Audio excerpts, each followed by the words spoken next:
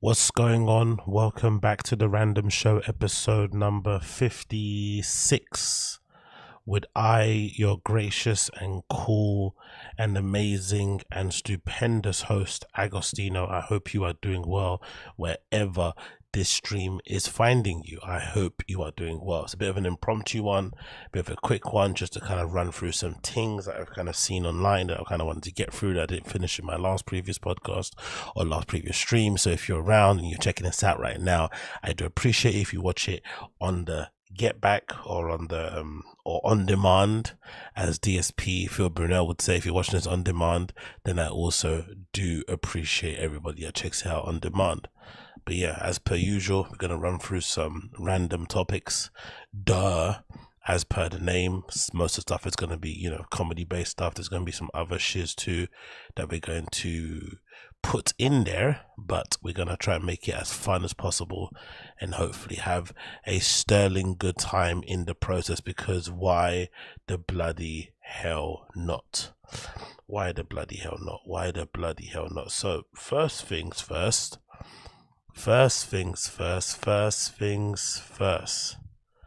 is this. I'm having a little bit of a different reaction, or I'm kind of thinking maybe I read the situation wrong concerning all this Alex Jones stuff that's currently going on in the public discourse. I really, really am. Because I don't know if I'm meant to, I don't know if this is the mainstream media basically creating a new boogeyman and essentially making us all afraid and scared of somebody who we probably shouldn't be afraid and scared of, because they're essentially nowhere where we can see them. They've been taken off of all social media platforms, most of the popular ones basically. So, it is what it is, isn't it?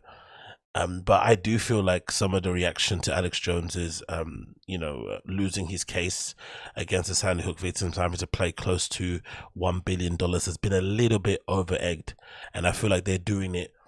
I feel like the media's doing it in one way, and also maybe the establishment's doing it in a way where they're basically trying to send out a message to everybody that this is basically what happens if you step out of line. It's kind of, basically Alex Jones played into their hands, by kind of running with that conspiracy in the first place. But they're definitely using it as a Trojan horse to basically get whatever legislation, whatever changes in the law, whatever else they're going to put in to make sure that people don't have legit free speech, or they are basically scared into not saying what they actually think, because of the reprisals are so bloody brutal. Because before it was just about getting cancelled, right? You'd get cancelled, you get maybe ostracized by your community, you might feel a little bit of shame, a little bit of embarrassment. But now I think they realize that this generation, or it just in this modern era, people, regardless of age or regardless of where you're from, in general, they don't really care about being shamed. No one really has shame for the most part, because people share the most craziest things online and whatnot. They share some of their most deepest secrets and whatnot. So the embarrassment and the shame thing doesn't work anymore. So now they're trying to attack you with real life consequences, whether it's kind of hitting you in the pocket, whether it's flipping, contacting your advertisers, whether it's kind of putting your home into disrepute, whatever it may be, or making you just kind of be the pariah of your actual local community, like proper community that you're actually in. Those tactics are now being employed to make sure people kind of stay in line. And I feel like they're using this whole Alex Jones thing because he's a really amazing and perfect boogeyman, isn't he? Let's be honest. Alex Jones is the perfect boogeyman. He looks like an absolute freak. Right, we can actually all attest to that, right? He's all there ranting and raving into a microphone about lizard people and all this sort of nonsense. He clearly is his own worst enemy too, because he loves to put his foot in his mouth as well. He's clearly surrounded by chancers and grifters also, who are looking to kind of bleed him dry in his most vulnerable moments, or vulnerable moment in his life. He kind of just makes it very easy for them to call him a bit of a boogeyman, right? He's the kind of archetypal guy that you would see being played or depicted in one of those like foreign TV channels or foreign TV series, where they're kind of depicting somebody who's kind of the outside fringe voices, who's basically, spearheading this alternative view of how politics should be done in a certain country. Maybe it's a right wing sort of stuff. He kind of lives up to that kind of archetype, right? He's basically that avatar. So he makes it easy for him. But I think we have to be careful not to make this issue more than what it actually is, I think so. We have to make this issue more than what it actually is. Like someone said in the comments here, um, give me hope, gives me hope. He lost his custody of his kids because he's crazy and he was ranting in front of them. Gives me hope, yeah, but yeah, we have to be careful not to make this bigger than what it is, because I think people are going a little bit OTT on it. But I think for the most part, it does make some sense also, because people generally do not like him, innit? He's not a very likable person, especially if you start digging deep into it, or if you just hear this. Imagine just hearing that he's being fined $965 million because he decided to run with this conspiracy that the Sandy Hook victims were not really victims, or that the family of the victims were not victims, whatever, crisis actor thing he was going for. If you read that and you don't really know much about him, and then you see his face, it's easy to surmise that this man is someone that you shouldn't be, listening to. You should kind of avoid with a 10-foot barge pole if need be. So I could definitely understand why it's gone that way, but a part of me just feels, after the other stream I did and I was kind of egging this on and lapping it up, I was thinking to myself, hold on, am I being played here? This feels a little bit too convenient.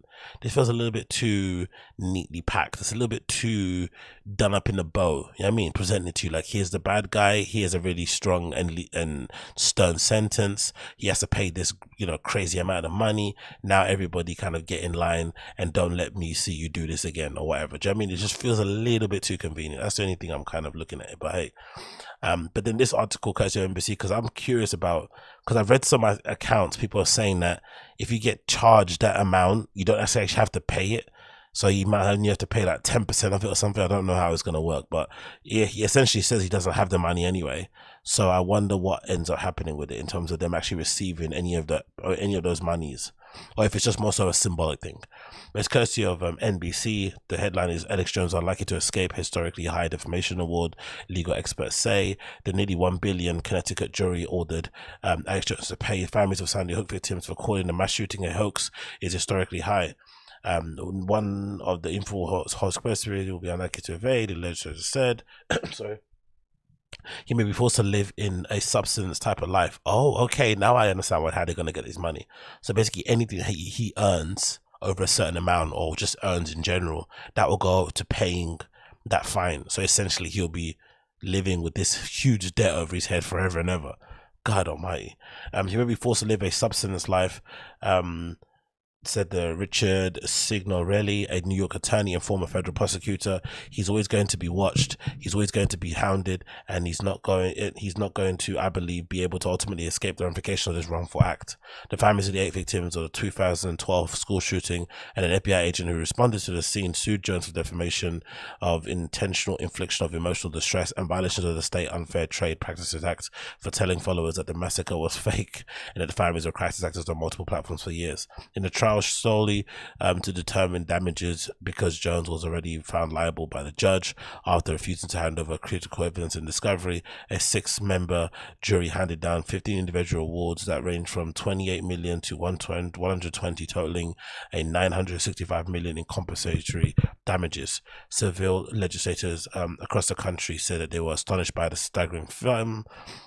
Quote here says, I think it's the largest defamation verdict in US history, certainly one on compensatory damages, said Jesse Gessin, a civil legislator and an adjacent not Jason, that's adjunct professor at the University of California Irvine School. I was absolutely shocked, and it was an unbelievable verdict.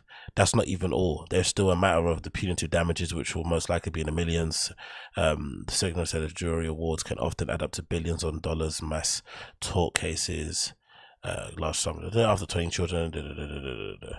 Jonesy's company, so it says here, Jonesy's companies today are worth 135 million to 270 million. It's interesting how somebody who comes across so R-worded is able to amass such a fortune like that, an empire, right? I think a lot of it's to do with the supplements, right? People always say, but it's still a pretty decent, amount of money he's able to kind of generate or been able to kind of attain, or to whatever, off the back of his name. That shows that clearly there's a demand for what he does. People clearly like what he does. And the funny thing is, or the bitter cruel thing, if I remember correctly, when he got deleted off of all the social media apps and the streaming platforms and stuff, he was actually on the cusp of like kind of breaking through and going to the next level. Because I remember that's when he started getting crazy numbers on his just solo streams. He was getting more numbers on his solo streams than some kind of, TV shows that you see. Crazy.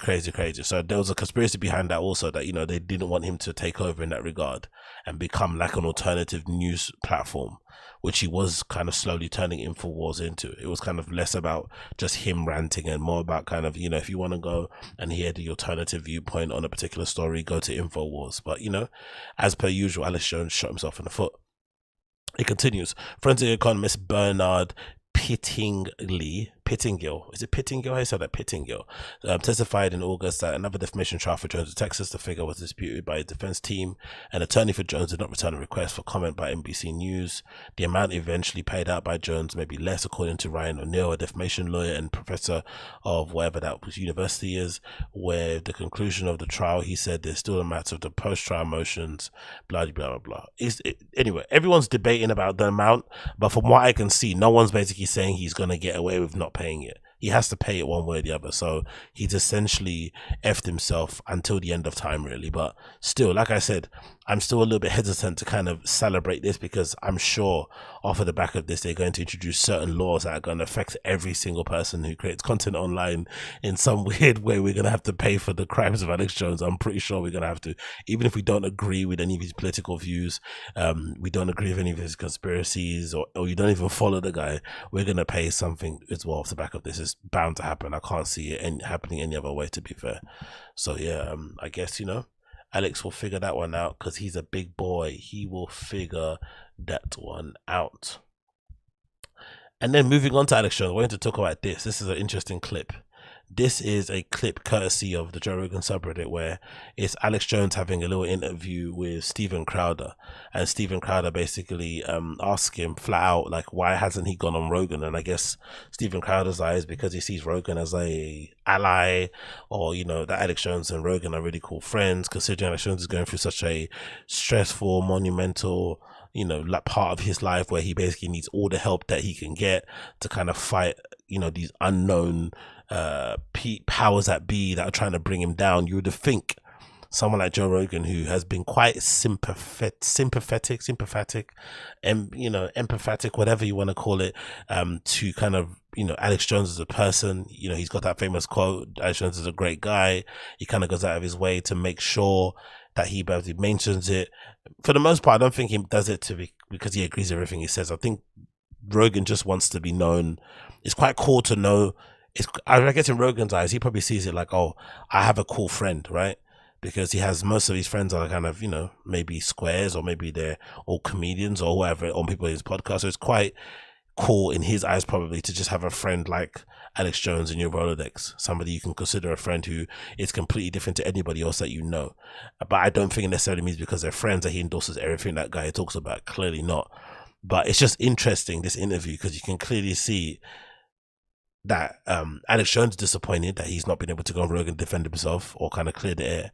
And Steven Crowder is furious too, because he thought Rogan was an ally in this kind of right-wing grift kind of thing that they're doing, when clearly that isn't the case. But this is the clip here. Let's play it and see what they're saying.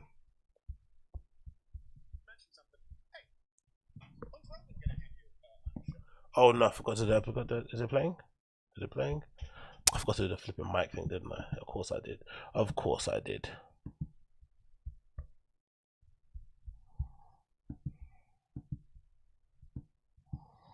Let's go back again. Let's start again from the beginning, because I forgot to have the thing playing from the start. Let's go. Mention something. Hey, when's Rogan going to have you on his show? Why aren't you doing his show today? I don't want to be mean to Joe. Joe told me last time I was on the show was 2 years ago, and it was one of the biggest shows he ever did with who was on the show with me? It was a great comedian, really funny. Yeah, Tim Dillon. And Joe's like, yeah, we'll have you on a couple months. And then, it's pretty obvious what's going on. Just a little too much heat for Joe to have me on, which is fine. He had courage about the vaccines. He's had courage about censorship.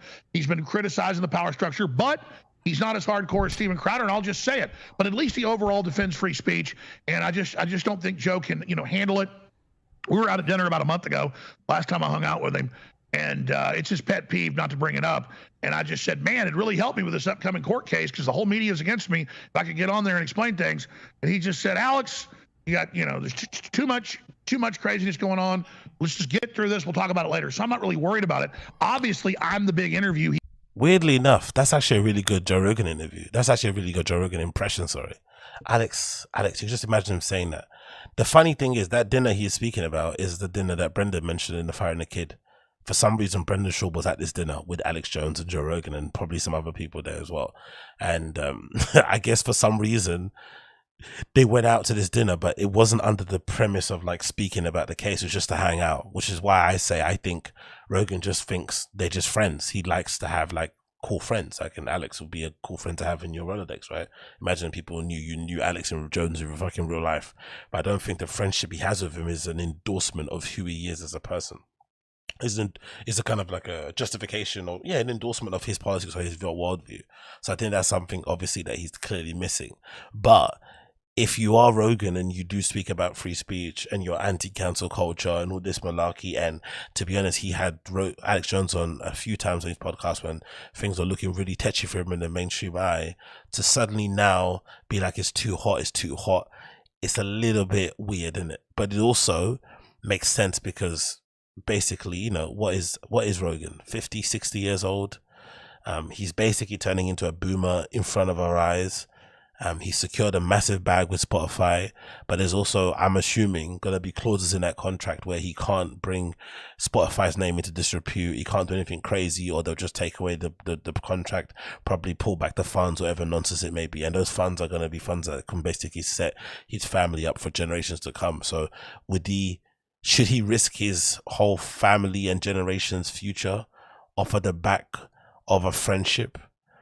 Especially if the friendship is, especially the mistake that someone done was a kind of self-inflicted. No one told Alex Jones to run with the whole Sandy Hook conspiracy thing.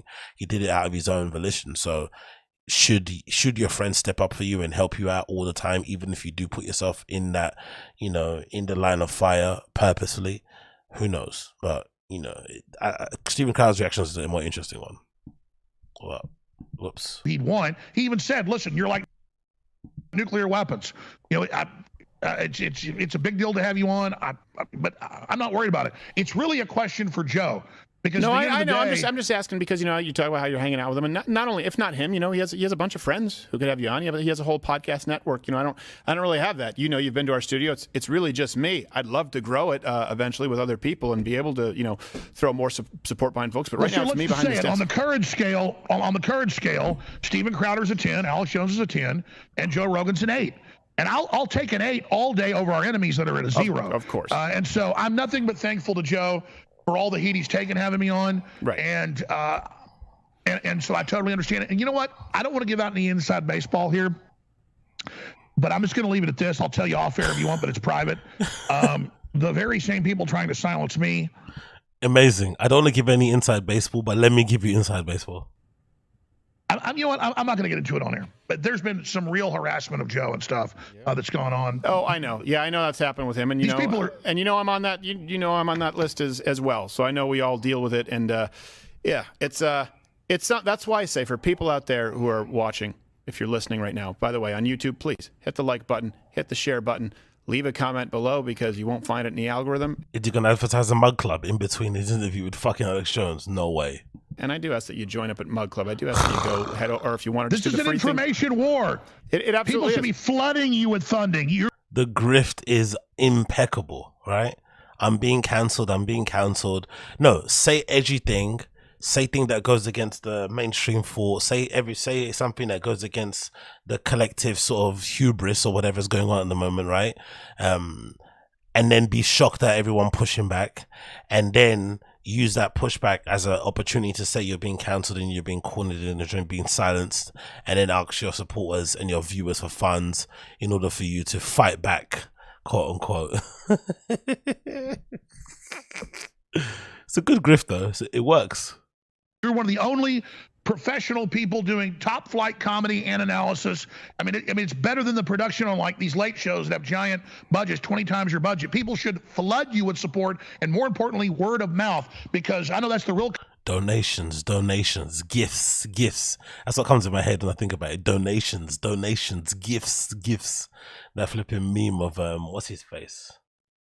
Oh, I forgot the guy's name, but if you know, you know. Currency we all want is to override the censors and to win the info war. So absolutely, everybody should support Steven Crowder, who's got the 500-pound testicles. Well, Joe's only got 400-pound ones. Okay? Well, I admire Joe's balls. Okay, but Steven, yours are bigger, and even more juicy. Well, gosh, you did say you've been drinking too much, and part of that has to do with the fact that I have the under the cabinet microwave. I've learned my lesson. All right, hey, Alex. No. I made a gay joke, so it goes viral, Steven. It's funny. Yeah, and you said you have to recharge your batteries. Alex Jones is a robotic homosexual. All right, look. What? Yes, this the biggest dork in the world, isn't it? Anyway, the point of this whole thing was to say that I kind of feel a little bit of compassion for Rogan's position. Because as somebody said in the comments, he's damned if he does, damned if he doesn't. Really and truly, he really is. Because as much as he is Alex Jones's friend, just because you're someone's friend doesn't mean you endorse everything that they do, every stupid thing that they do, every stupid thing that they say, especially if it's going to be at the cost of your own future and your family's future, because he has a family to look after, of course, and himself to look after. So it makes complete sense why he's being a little bit, hesitant to kind of have him back on his show. And also, if you were around when everything was happening with him and ivermectin, there was a concerted effort, especially if you think about it. This is COVID. Everyone's really scared. Everyone's really worried. Everyone's thinking about getting boosters. You're seeing figures of people dying all over the world, and there's all these numbers are going up, and you can't put a face to it, but it just feels tragic that all these people are dying unnecessarily because of this crazy virus from China. Did it come from China? Did it come from a lab? Did it come from a bat? You don't know.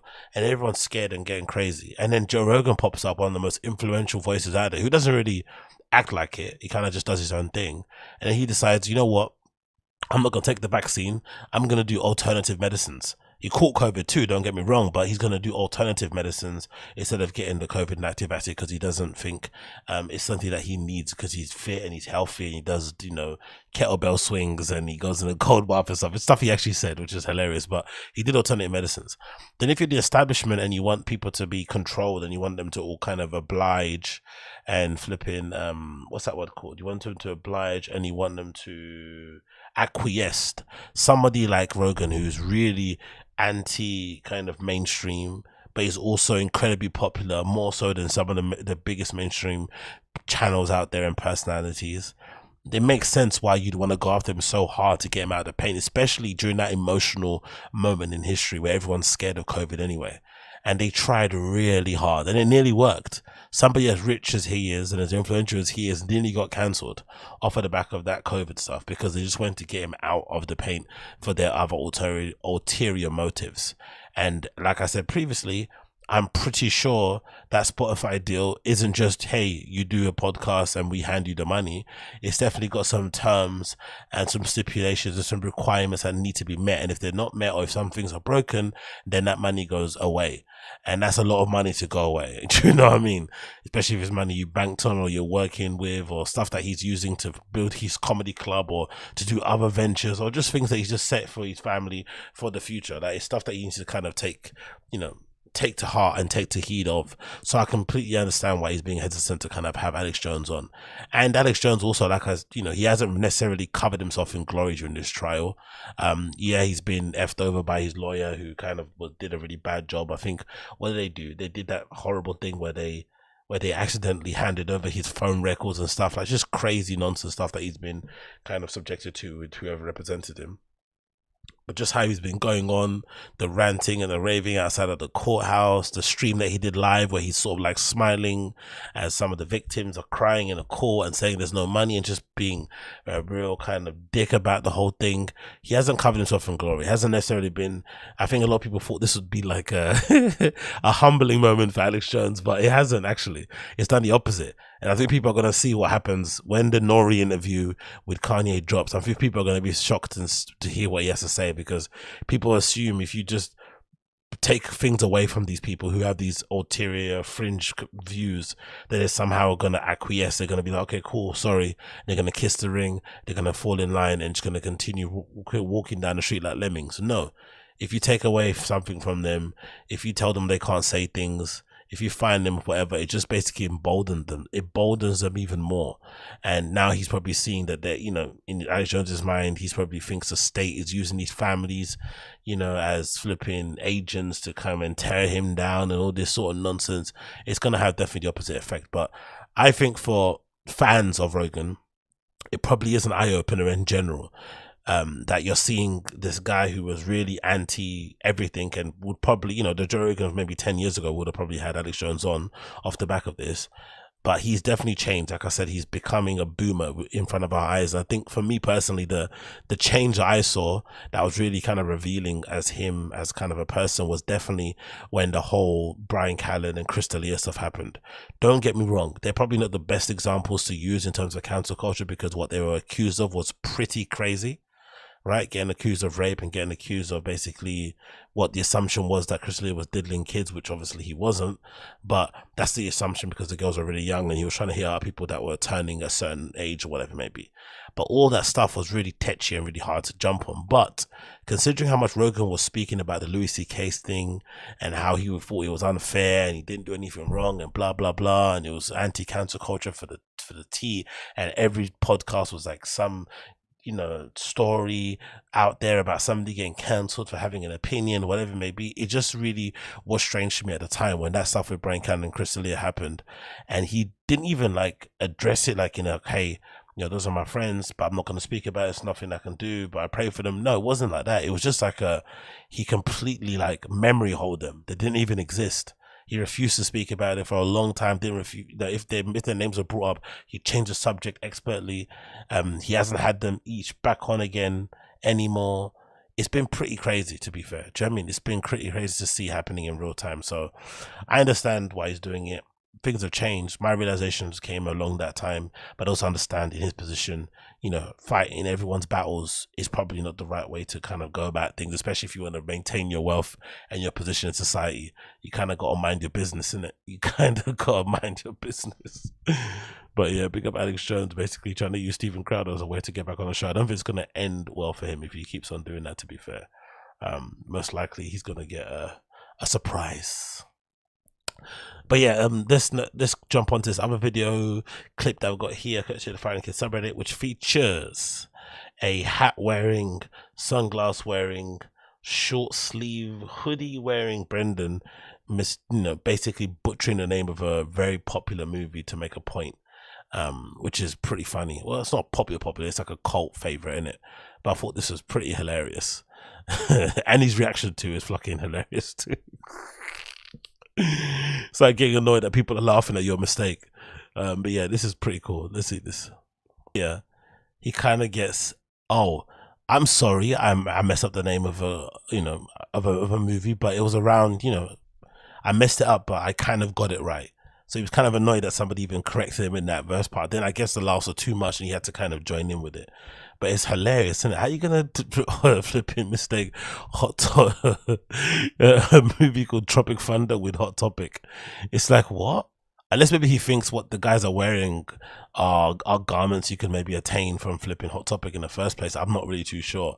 But maybe the whole point of this whole clip in general was that I'm assuming, if I'm not misremembering this, that the whole Tropic Thunder thing was a common trope, a common little anecdote that Joe Rogan used to talk about all the time when it came to like blackface and when it came to like, oh, what would happen if this movie came out nowadays. It was like a constant thing again and again and again, because of course Robert Downey Jr. in the film basically plays a black dude and he's not black, and that was a common thing they kept talking about all the time. So clearly he kind of remembers that little soundbite and says it. And even though he probably hasn't watched the movie himself, I don't think so.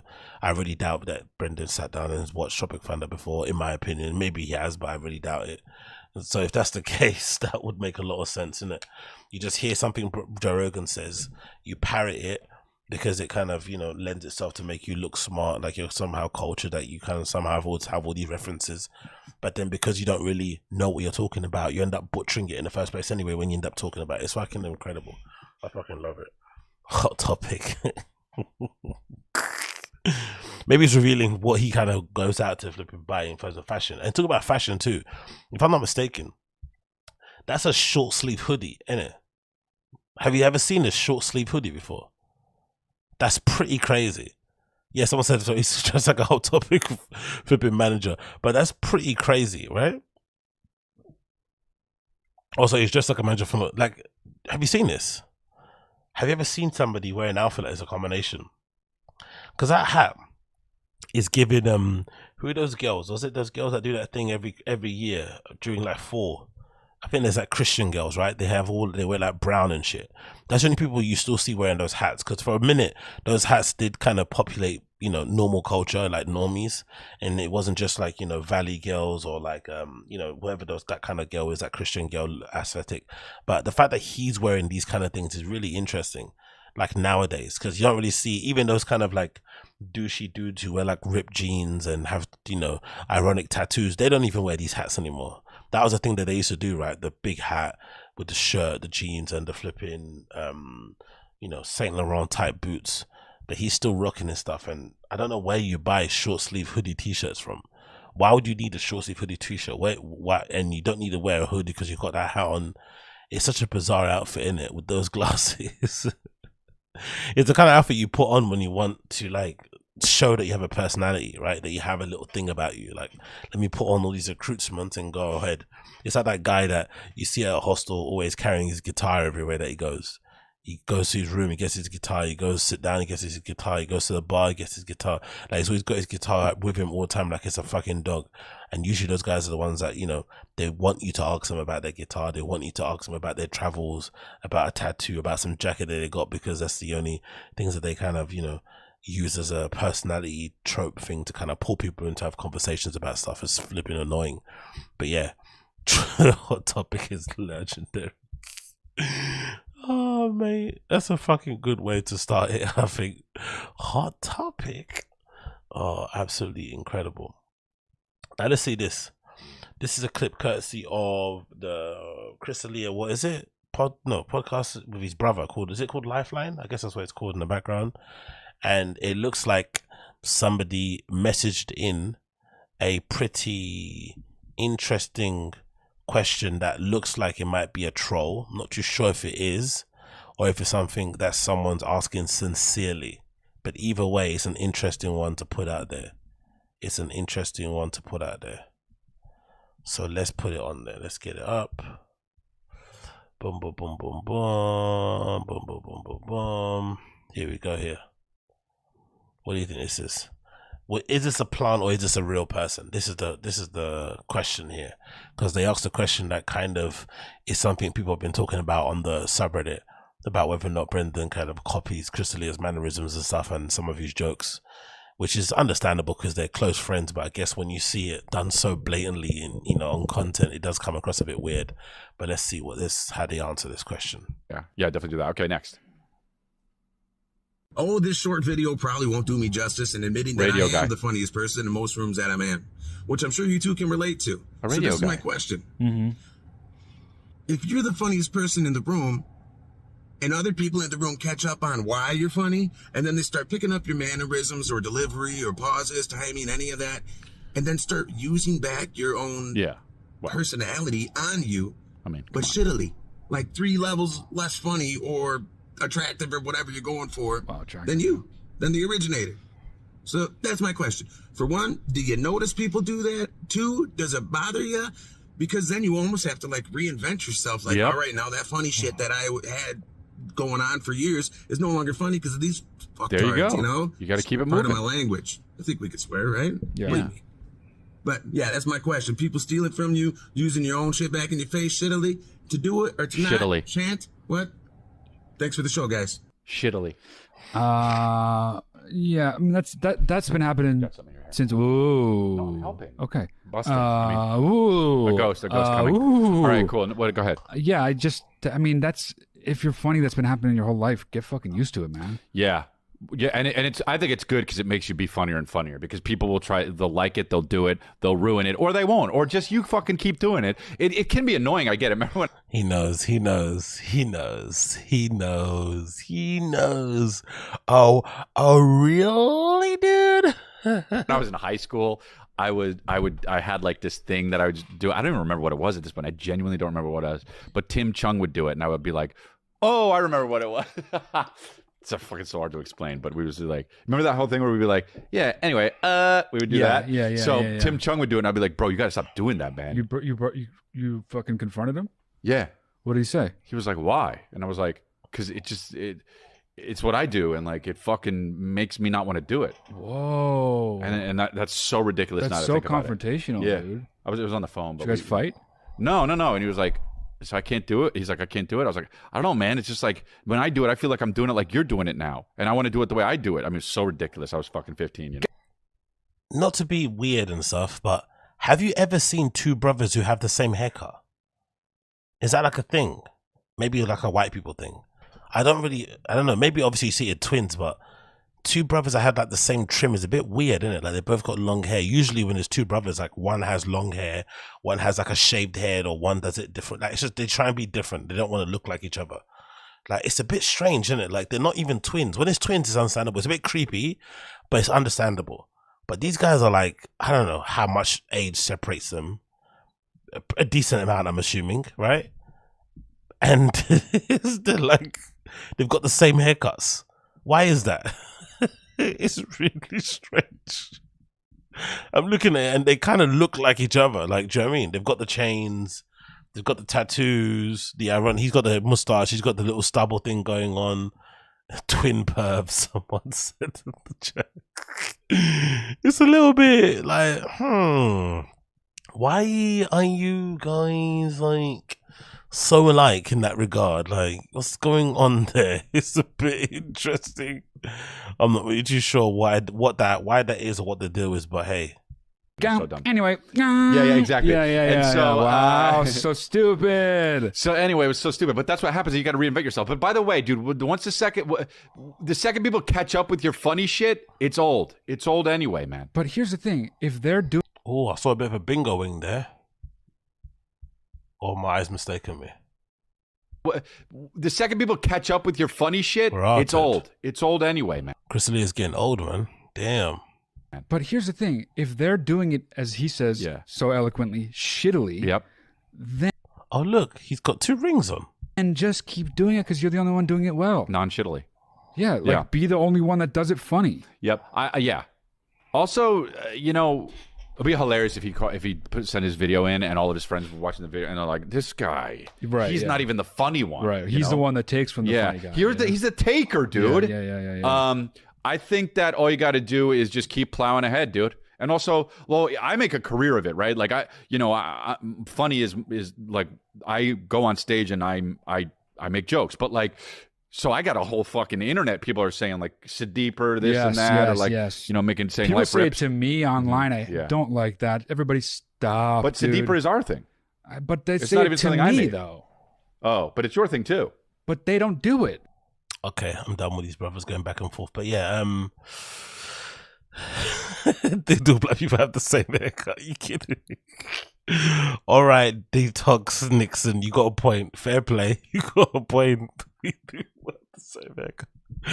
That's a fair point, but I don't know. I've just never seen like 2 adult brothers who aren't twins and who have a considerable age gap between them. Not considerable, but a decent enough age gap between them want to look like each other. Usually you don't want to look like each other. Usually there's one who's like the one who kind of has like a normal job, one that maybe is into the arts, one that maybe is a fighter, one that isn't. Like there's just a clear like difference between them, but they look pretty decent. They look like they'd be into the same girls, into the same things, watch the same movies. Do you know what I mean? Listen to the same music. They look exactly the same. Like maybe he's like the other one's like the hipster version of Chris D'Elia. Maybe he's the alternative or the indie version, but they're the same person. Just never seen that before. But maybe I'm just over analyzing things as per usual. Moving on from that one. We got this clip courtesy of the Friday Kid subreddit, which features Brendan, Mr. Independent Schaub doesn't play games. let's see what this clip is. I haven't actually watched it yet, so I'm going to be watching it live reaction on the go. We're going to be getting from this clip. But I'm assuming it's going to be a clip that's collated, that's going to show him saying he's independent and it's going to be raw, when in fact he's just doing the same things that he did before. Not raw, not independent. Nothing really changed since he left or got fired from Showtime. It's just the exact same content. Like nothing's actually changed. So let's see. Let's actually see this. Your boy is on his own, Mr. Independent. Yeah, shout out to Showtime. Thanks for all the years. But now we riding, man. Now we riding unfiltered, on ed. Oh, look, that rubbing thing happened back then, innit? The rubbing of the legs thing. I remember someone Googling, I think I might have Googled it before live on stream, that the whole rubbing of the leg thing is like a kind of unconscious thing of like dealing with stress or whatever, or anxiety or something, I think someone said. So he's like, you know, really rubbing his legs off camera there, as you can see him moving up and down. Edited. We're not going to play any of those games. You're getting your boy here raw. We're not going to play any of those games. Look, Brendan's my boy, but he needs a handler. Look up Alex Jones. The settlement came in. Yeah. I got a voice note from a buddy that we all know. He needs someone like me around him all the time. What are you going to do? No. Yeah. I got a voice note from a buddy that we all know. What are you going to do? No. Yeah. We're not going to play any of those games. And yeah, he owns like $1 billion. Yeah, but here's... And can I read you what Chris said to the group chat? What Chris and Lee said?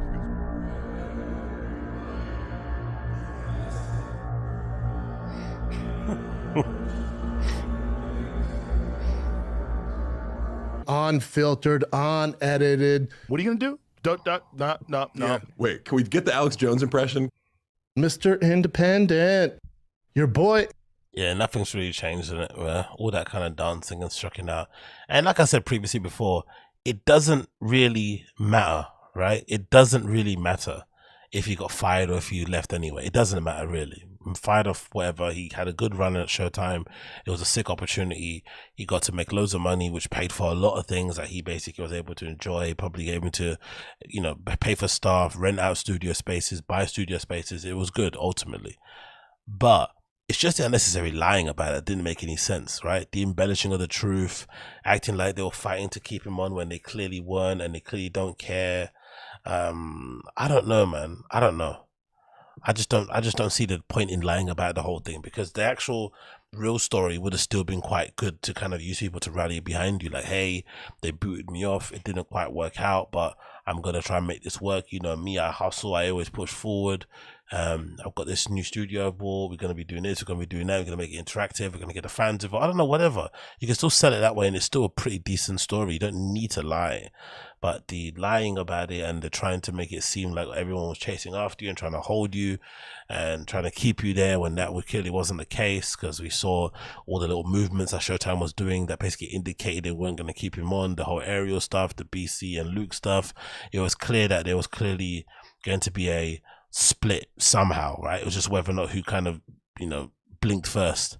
And obviously, you know, he didn't want to do that until he gets to the last moment, and then it kind of got changed, and then he did what he did now, which is still pretty decent. You know, I'm not a fan of the shows, but the fact that he's got a whole operation running now on his own after, you know, basically working with a big network like Showtime, and now he's kind of managed to kind of figure out how to do it by himself, is pretty admirable, to be fair. So, you know, credit to the lad, but hey, the whole independent thing, I'm going to do it my own thing, clearly hasn't necessarily worked out the way it's going to work out. Let's put this on the screen too, and let's see this. This is a clip courtesy of Steve-O's podcast where he's interviewing Mark Norman. Then they have throw a little jab at Brendan regarding his whiskey, and I have a feeling Steve-O is on the subreddit a lot. I have a feeling Steve-O's a homeless cat. I really do. I really do. And of course, this guy in the middle is definitely the homeless cat, because he asked Brendan some pretty, you know, direct questions when he was last on their show. So this is a funny little clip. A Scotch whiskey, but I could be wrong. I don't know. Yeah, you have a way better name than the Brendan Schaub's whiskey. What's his called? Look how happy he is to ask to say something. Was it like a Tiger Thick? Oh, jeez. Or something like that? I see. He loves thick. Yeah, we're just Bodega Cat. We're trying to keep it a New York vibe. A Scotch whiskey. I like there's a running joke all the time about all this stuff in it about the whiskey name, and I said it plenty of times. Like I don't think maybe the whole business behind it is weird because he's kind of doing it on his own, but then he's not. And then he thought he could sell it from a Shopify. Then he thought he could just bring it across state lines and sell it there, and all this sort of stuff. I'm sure there's stuff that's gone wrong in the business that way, but I think overall the idea of a comedian deciding to kind of venture out and do other stuff and kind of have those whiskeys and stuff, it's actually a good idea because essentially he's been the first to do it in a big way, and now everyone else is sort of kind of copying him, kinda. But the name is terrible. The name is absolutely shocking, right? Calling your whiskey Tiger Thick or Tiger Cum just sounds incredibly dumb. And then you start off having a whiskey which no one knows anything about you drinking because, unless you pay attention, you don't really know anything to do with him and drinking and him and whiskey or his knowledge of it.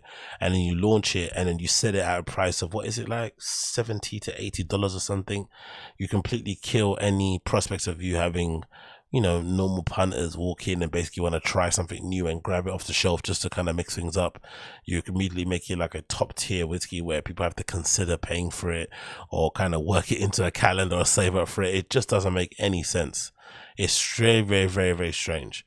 Like I said, so the business around it, the entrepreneur around it, the hustle behind it to have your own whiskey is sick, admirable, clap, because now everyone else is doing it in their own way.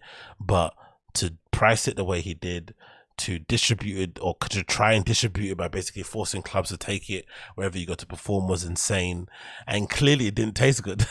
That was the other thing too. Those early clips where he kind of, I forgot who was filming in the Thick Boy studio, some influencers or some fitness people, and I remember them taking a swig and they were like, no one wanted to describe the taste.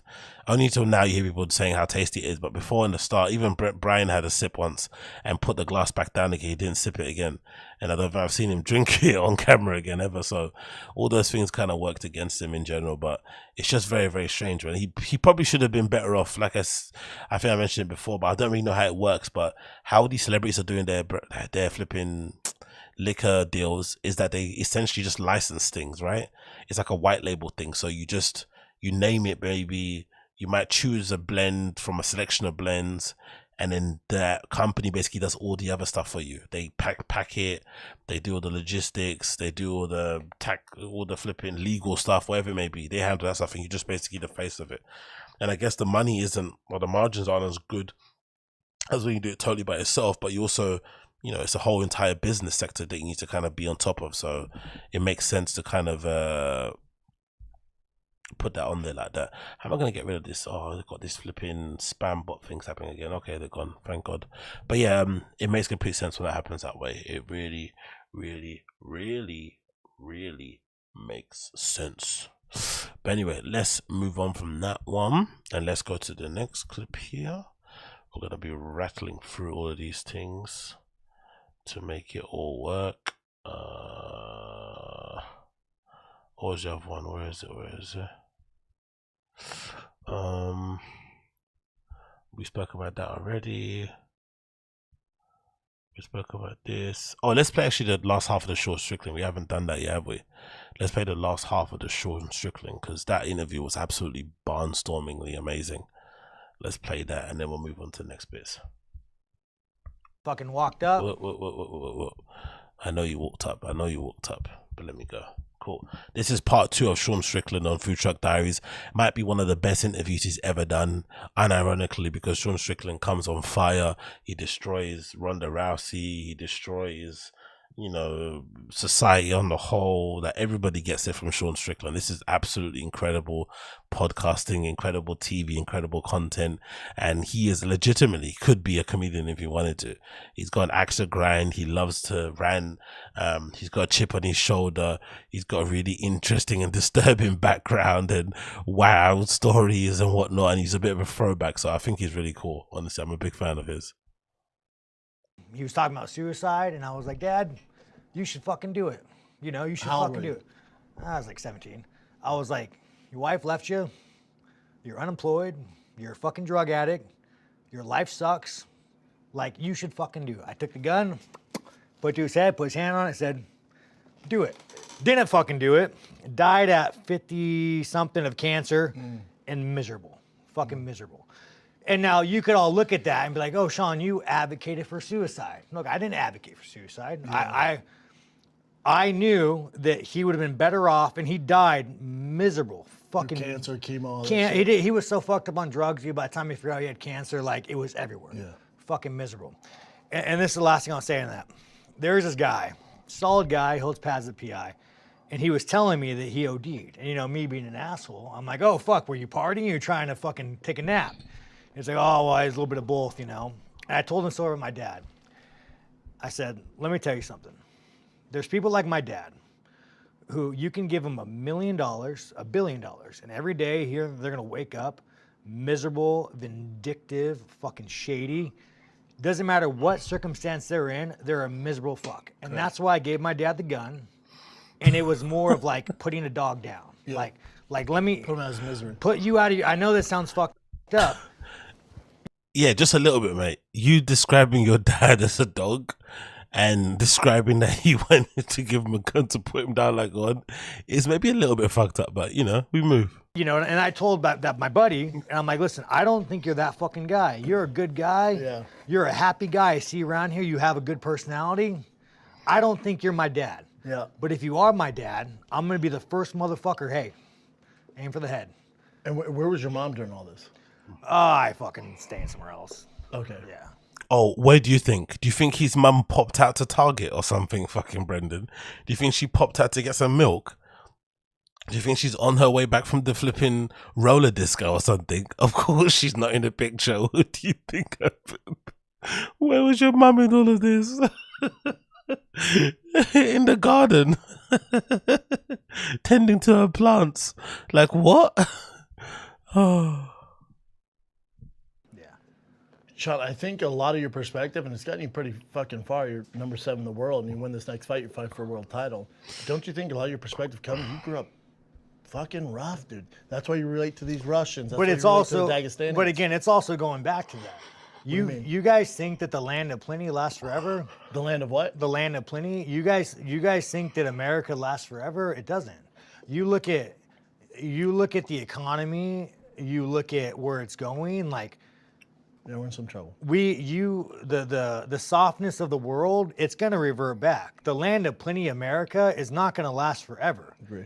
And like you fucking soft motherfuckers, dude. Like you all will be me. Enjoy it now. Give it 3 or 4 generations, 5 generations, 6 generations. It's gonna go back. It's gonna go back, and then, I'm just a little bit too old for my time. Yeah, yeah. You're an original. You're an outlier. You're also, what makes you unique is like I know you're in. But a lot of people, like also a lot of people.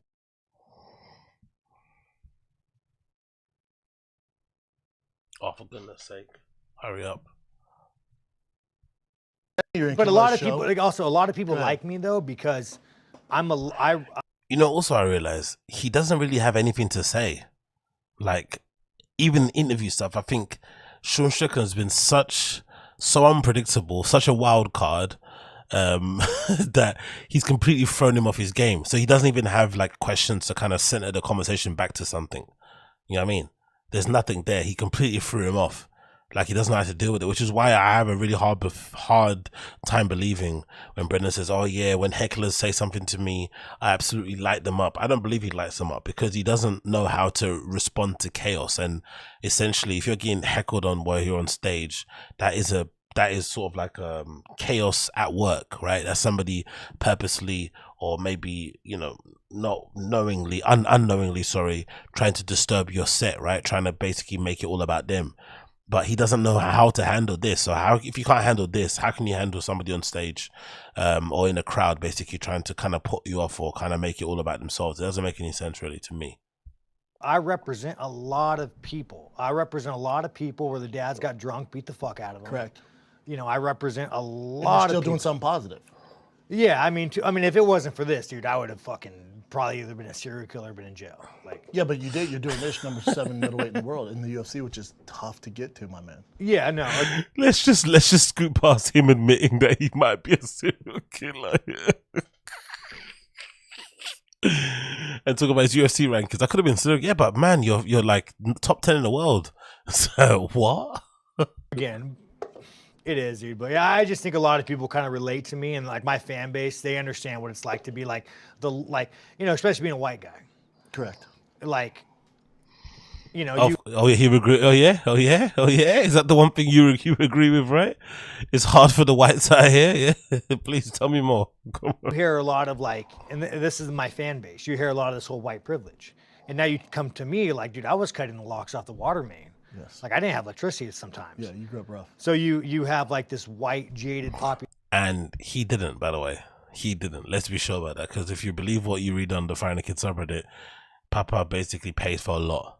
They see me and they're like, yeah, that's how I grew up, dodging beer cans, like the water was shut off, like you go bounce a check at this store. More people than you know relate to that. Let's take a little break. Last break.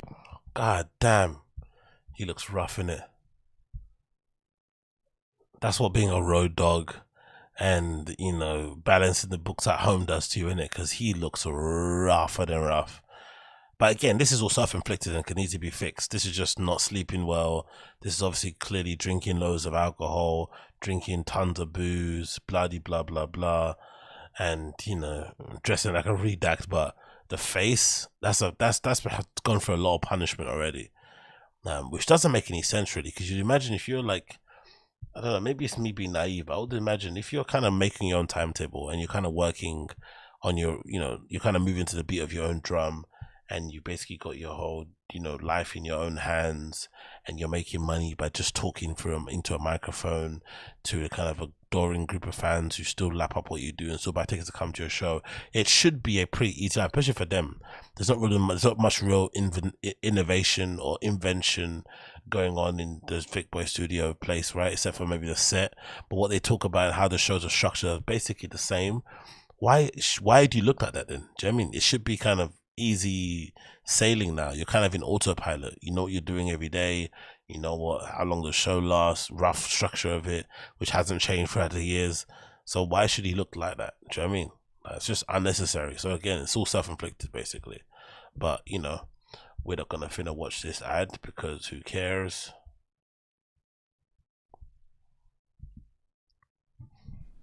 I mean, I want you. I've been a fan for a while. I mean, I've stuck up for you for a while. I thought you were gonna beat Pierre. The reason I want you on the show is because this isn't manufactured. Like what you're saying, all this stuff is. Of course, I knew you were gonna say some wild. Well, we all think, but it's not manufactured. Yeah, we all think it. What I say is something we all think. And do I put a little flavor on it? Do I make it sound outlandish? Yeah, sure. Like, I'm not racist. No. I don't fucking hate gays. I like fucking bi women. Yeah. I'm an equal opportunity person. I think I like bi women. What straight guy doesn't? What kind of point is that to make? The real question is, do you like bi guys? That's the real question. Liking bi women is, easy. It's like saying you like fucking a bunless burger. Yeah, cool. It's a bunless burger. It still works. It's still got flipping burger meat in it. Sometimes it might have cheese on it. It still does the job. I love bi women. You think saying that makes him like an ally to the LGBTQ plus community, right? To the queer community, like he's gonna be, yes, I love my lesbians, I love my bisexuals, like clearly. Oh. On this table, but what I say, a lot of people agree with it, and it might be off color. I mean, you're paying a price for it too, because sponsorships gonna be tough to get. It's just hard, man. Like, don't get me wrong, dude. If I could toe the line and vote for Biden and suck the dick like the rest of these fucking guys, and fucking Tim with Izzy. I mean, doesn't Izzy have some fucking? If I could do that, if I could paint my nails and be it would be impossible for you. It would be fucking impossible. For me. It would be fucking impossible for me. Yeah. But I'm not to knock on Ronda. She's a good girl. I like Ronda. I don't think you're not gonna. Oh my god, he went back to Ronda out the again. Do you think he's doing it on purpose to troll? He went back to flipping Ronda again. Do you think he knows what he's doing? This is like a big troll that he's like, let me just put it back one more time.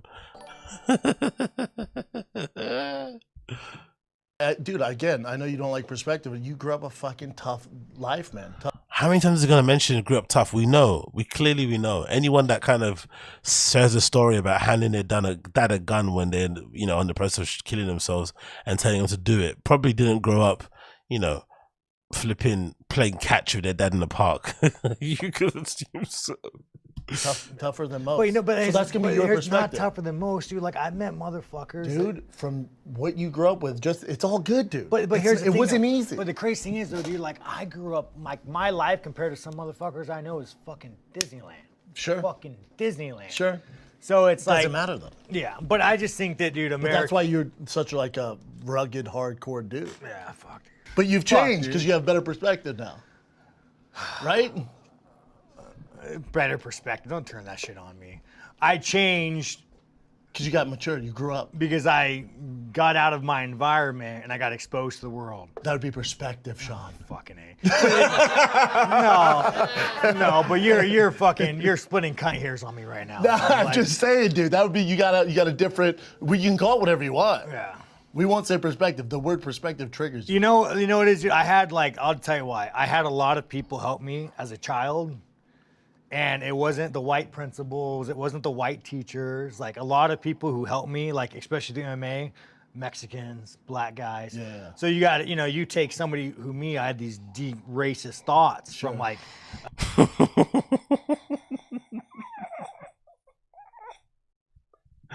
I just sure he's biting his lip. Oh shit! I had these deep racist these thoughts where I was going to flipping go to the nearest black neighborhood and just massacre any black kid I saw playing music without any headphones on. I was like, what's the fuck what's wrong with these people? Why do they play music without headphones on loudspeaker? Like, don't you feel like you're annoying me and you're pissing me off? What the fuck? A kid to about 14. And you didn't know better. I didn't know better. Yeah. You're angry, dude. You need something to hate. Yep. When you're angry, and I don't know if you guys know this, you either hate someone or you hate yourself. Correct. And that is a very fucking slippery path to put a bullet in your head. Okay, is he gonna mention the subreddit here? Is he gonna mention Reddit and trolls here, Brendan? I feel like it's the perfect opportunity to mention it. Let's see. So you find something to hate, but man, every white person I've ever met. When I was a kid and I would, draw a swastika on my arm, they would be like, fuck you, we're gonna kick you out of school. We're gonna put you in a continuation school. I had a teacher. Holy shit. Holy shit, what? He had deep racist thoughts in his head, thought about being he thought he was gonna be a serial killer or whatever else if he didn't do what he's doing now. And now he's saying when he was younger he used to draw swastikas on his arms. Holy shit, this interview is classic. Teacher once told me they built prisons for people like me. 7th grade. Fucking Miss Wadja. Fuck you, Miss Wadja. Yeah, what's up now? I've only been in prison once. Fuck you. Yeah, wrong. Yeah, wrong. Joke's on you. Yeah. But, and then I go and branch out. And I actually even felt some shame for this. I would go meet people. This, honestly, don't get me wrong, Sean Strickland is a crazy dude, but if you've lived an interesting life, if you've actually lived in the real world, you've probably met one or two guys who are kind of like him. Maybe, right? Maybe you've heard a story or two, or you've seen guy in passing, but it's not that difficult, especially if you've worked in service industry jobs, you worked in hotels, you worked in bars, you've done you've done catering jobs where just random people turn up to just earn a bit of money. I don't know, you've gone backpacking holiday somewhere, or you've stayed in a hostel. You're going to meet somebody who has maybe one or two of these who's like a person. You might meet somebody that's maybe lived one of his stories, right? Maybe. But the fact that Brendan's so glued and he's gripped by it means it's quite bad, because it means he doesn't have any normal friends. He just knows LA types, but he doesn't even know people who've maybe grown up in Section 8 housing, who've maybe grown up on food stamps, who've maybe grown up with abusive parents, who both parents maybe passed away, who've maybe grown up with having learning difficulties, just standard stuff you would know if you just grew around normal people, because you know how normal people are just, varied. Everyone's got a different way they grew up, but, you're here now, it's cool, but you've got a story to tell. But this is the first time he's literally been confronted with somebody that's just not, some kid of a director, or some kid of a wealthy estate agent, or some kid that plays sports. It's just a regular dude who kind of fumbled his way through life and stumbled upon the UFC, and now he's obviously in a better place, but he's got a really dark past. It's interesting, isn't it? And for a comedian, you'd imagine you would want to see these people more often. You'd want to go to meet these people. Like, that's why it's probably more important to go and do those flipping triple runs or whatever they're called, or to try and play in front of crowds that aren't yours, because you might interact with people like this because it's not your crowd.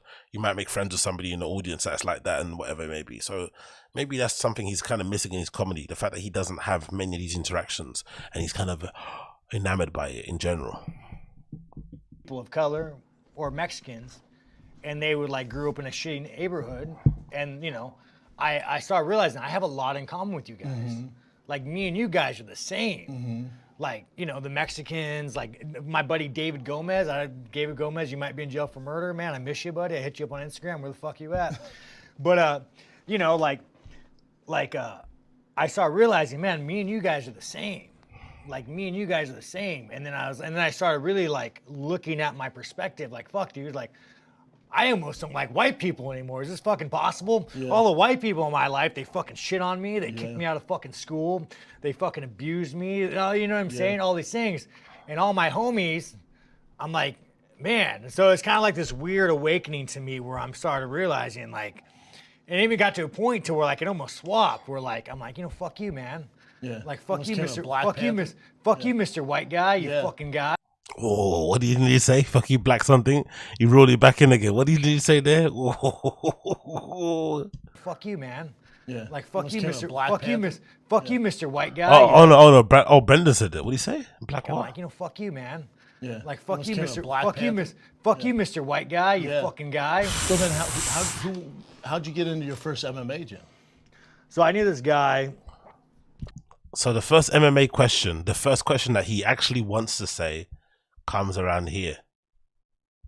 What is it? The 37-minute mark, right?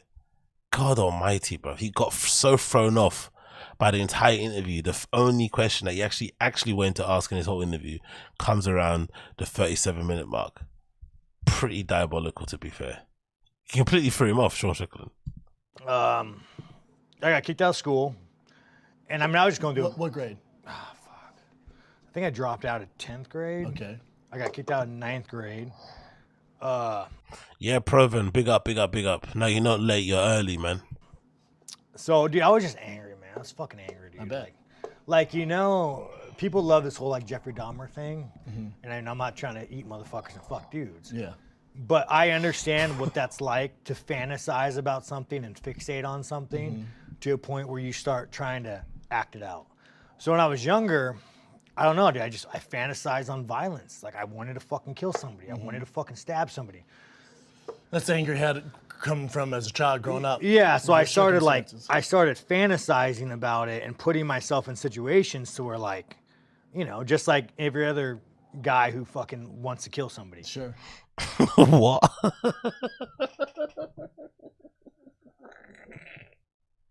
Every other guy has thought about killing somebody, especially to that extent, to that detail, to that level, with that intensity, with that ferocity. Like, excuse me?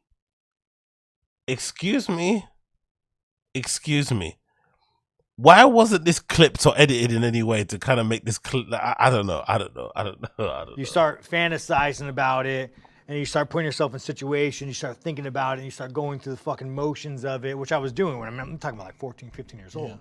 Whether I'd be walking in like a shitty area, carrying a knife, or put a rock in my, like just fantasize about it. So I got into fighting because it kind of scared me, and you know, I thought I was like, I'd fucking, you know, most people that want to hurt people have low self-esteem. Correct. You don't really, I mean, unless you're like a narcissistic psychopath, most people that enjoy violence and bringing pain to people, it's all low self-esteem. Yeah, they're hurting inside, yeah. So I always thought fighting scared me and I hated it.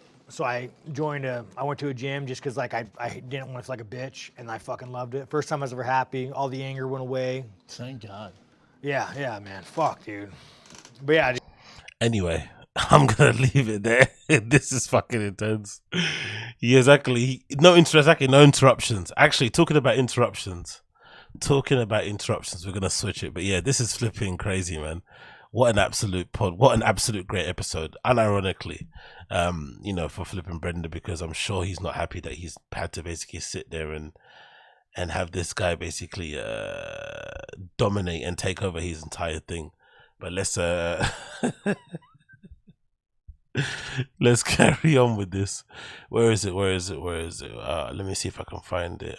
Where is the clip that I want to talk about? It's about interruptions. Where is it? Yeah, there. Let's see. This is a really good clip with TJ Miller talking about the interruptions. This is brutal. They were literally talking over each other so much, but I get it because a lot of people leave me comments after I clip the show. Basically, I'm really unfamiliar with flipping TJ Miller. I only know him from flipping Silicon Valley, but a lot of people are basically saying TJ is super, super funny and was really popular before, obviously with Deadpool and a few other things. And he's a really, even though he got cancelled, he's a really big star or name to have on their podcast. So maybe it was a fact that they were both starstruck, Brenda and Bryan. They were kind of talking and shouting over each other, and obviously TJ was trying to talk to, it was a chance for him to get in front of a microphone, to get in front of a camera and have his kind of, moment in the sun. But it made for terrible listening. Like, they were just talking over each other, interrupting all the time. There was no real flow in the conversations. It was pretty horrible. And I think this is a good example of it. I'm going to put the video up on the screen of the kind of interruptions that were occurring during TJ Miller's appearance on The Pharaoh and the Kid the other day. My brother could not stop laughing. It's so funny. But the reason... It's out of nowhere. Yeah. He gerbils drink water like this. He goes... And it's and actually, he's in the middle of the set. It doesn't even make sense. Water's everywhere. But so and it's so random and... In 15 seconds, he's interrupted him like... he's interrupting him like 7 times. Look at fucking TJ's face. I think you can't see it underneath the text. Let me move the text. Look at TJ's face underneath it. Look at his face. That's not the face of a happy man. Like, look at his face. TJ's like, would you let me have a word? Like, can I finish the story? I actually started the story and you were interrupted. Can you maybe let me finish it, dude? Oh, mate, this is brilliant. Absolutely brilliant. Let's see when he lets him talk. And BGL's there laughing, cackling along like he's fucking Brendan's new laugh track. Brendan had one laugh track in fucking Chappelle. Now he's got this other laugh track in flipping BGL. Absolutely legendary. It was so fucking just... Oh my God, not again. Not again with these bloody comments.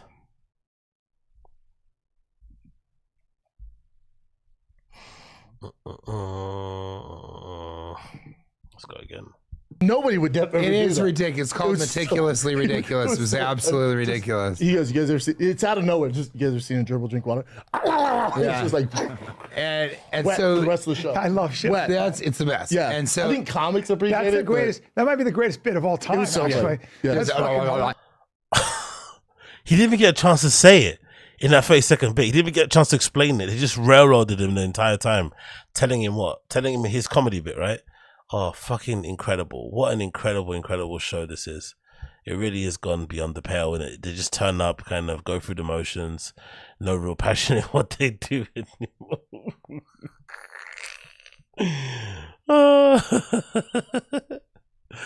Absolutely brilliant. You gotta love everything about this. I swear to God, it's one of the best things ever. Let's get this off the show as well. And then, what else is gonna play here? Where is it? Let me find another clip here too. I went to play before I have to jet, unfortunately. Where is it? Push bash bosh. I think it's this one. I think I went to play. Yeah, let's play this. What's this? Yes, Winter 303. What's up? Big up. Let's talk about, where is it? Have I said it already? I think I did it, right? Did I already put it on there? What did I put in the title? Oh yeah, I played that clip already, didn't I, in the previous podcast? Oh man. All right, cool. I think I played that one already, so maybe I have to change this one. And I spoke about the Alex Jones stuff already too, haven't I? Yeah, maybe talk about this quickly, and then this will be a last one, then I'll move on. So, it appears as if, what's his face? Bryan Callen got remarried. The less said about that, the better. It is what it is. But I guess Brendan wanting to do a kind of Chris D'Elia-esque video where he's kind of, taking the piss and not taking the piss out of his friend by congratulating him on his wedding by doing this public Instagram video thing, which is weird and bizarre. And I think in general, the sentiment of it didn't really work, because if anything, when it comes to wedding stuff, right, marriage stuff, you just, especially because it involves another person who maybe you don't know that well, in the wife or the partner, you just keep it cute. You say what you need to say, in terms of congratulating them, maybe one, self-deprecating or some sort of like, little jab you throw in there. But in general, it's a moment for you to kind of honor both parties and say how much you love them and how happy you are they're together, and obviously say something made up like, oh, he always talks about you and he, I've never seen him this happy ever before. I don't know, whatever, just to make them happy. But you don't go fully on this whole thing where he's essentially calling, Bryan Callen's new wife a fucking gold digger. It's absolutely incredible, man. It's really, really weird and really odd. But if anything, this is an illustration that they're probably not as good friends as they once were before, especially the fact that he's not going to the wedding as well, which is really strange. This guy made an effort to go to fucking Schultz's wedding and, basically bum rush that one, but he's not going to Bryan Callen's one. It doesn't make any sense. But let's play his congratulations video in general, and then we can laugh at it together. I know you get married. Chris, you probably didn't know this, but our friend Bryan's getting married today. It's a big deal. I couldn't sleep last night. I was thinking, she married my friend for the right reasons. He's 65 years old. She marrying you for your merch money? Think about it. That new, I'm trying to do this out loud, but that new merch, dude, that official Bryan Callen merch, I mean, dude, I don't know. It just smells fishy. That merch is just starting to pop, and I'm sure you haven't walked down the aisle yet, and it's just something to consider. Is she after your merch money? Do you think she's just marrying you for your official Bryan Callen merch? Just saying, dude. Think about it. She's young, hot, 69 years old.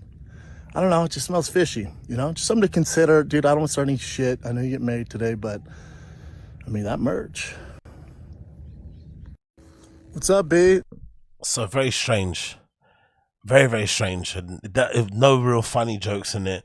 Nothing really sincere either. There's not one bit of that sincere. Maybe you could do this whole trolling thing in the beginning, but not one bit of it is sincere. If anything, it comes across like something Ari Shaffir would have done in the past. Ari Shaffir would have definitely done something like this, right? Where you just be unnecessarily mean and shit, and you just kind of, double down on it. But this wasn't funny in the slightest. Not even one bit. It's just, him basically ranting and trying to sound semi-funny and trying to take the piss out of Bryan Callen because he's got merch coming out. What? Because it's terrible. What? Because no one's going to be looking forward to wearing it. I don't necessarily know, but it just didn't come across the way he probably thought it would have come across, and it just sounded a little bit hatery. And if anything, like I said, it kind of just proved that these guys don't necessarily hang around with each other like that anymore. They're not friends as they once were before in the past. It definitely has changed the nature of their relationship. They're completely in different places in that regard. But, what can you do when it comes to those kind of things? What can you do? Anyway, I have to jet now, unfortunately. I've got a jam-packed day tomorrow, so I just wanted to kind of jump on here and kind of speak to you guys quickly because I could not sleep. But that has to change right now. But thank you again for you guys for joining in. I do appreciate you. If you're watching this live and you enjoyed what you saw, what you heard, please smash that like button. If you didn't like it, then of course you can dislike it too. That's pretty fine. I'm okay with that. If you want to come back and check me out again, then why not subscribe, and you'll be notified hopefully of new videos and stuff, and when I go live, that'll be great. If you want to join the Discord, you can also. There's a Discord link in the description. Got a little community there of people, I think 30 people or so. We basically talk and hang out and whatever it may be. So please kind of jump on the Discord if you want to hang out and talk and conversate and maybe chuck some ideas, or maybe DM me and ask me some things. You can do it over on Discord. If you've got an account on there, that'd be great. Or if you haven't, do it anyway, change it and get one anyway.